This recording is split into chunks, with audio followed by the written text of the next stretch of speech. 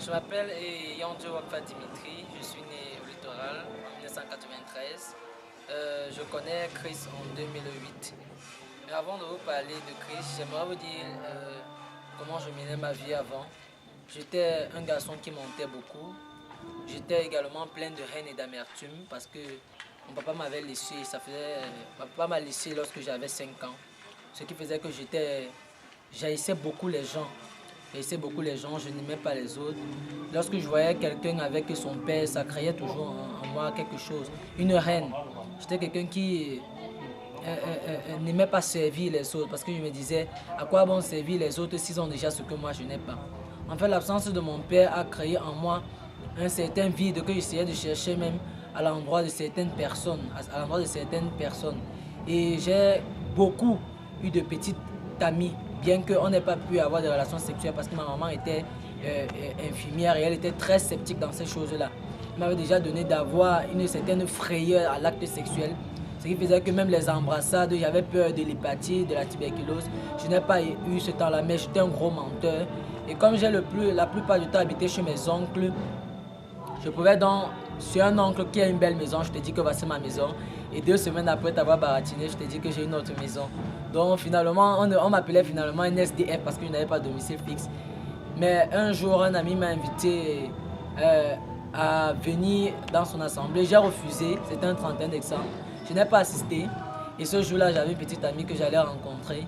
Et lorsque j'arrive, je trouve qu'elle est en train de danser avec une autre personne qui sont en train de s'amouracher.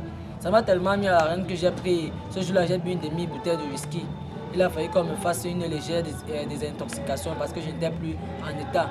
Mais après ce jour-là, un 17 mars 2010, ce même ami m'a encore invité. Et cette fois-là, je suis attiré à une étude biblique. Je vous assure, bien aimé, c'était comme si à cette étude biblique, on ne parlait que de moi. En fait, on expliquait toute ma vie entière. Et je ne pense pas que si cet homme-là venait ici, je ne sais pas comment il a fait, je ne sais pas quelle révélation il a reçue, mais il expliquait nettement ce que je faisais. Et ce jour-là, il a parlé si quelqu'un voulait recevoir Christ.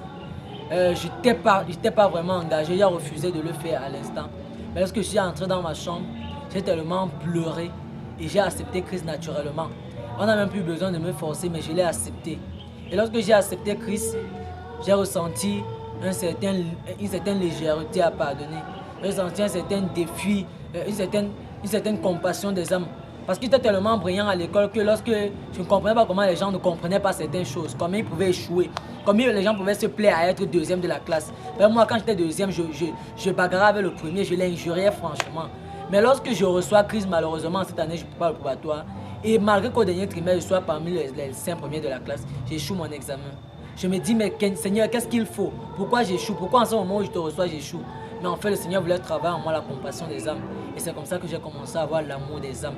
Et je vais vous dire, bien aimé, que depuis que j'ai cru, j'ai l'amour des âmes au point où j'ai pardonné mon père.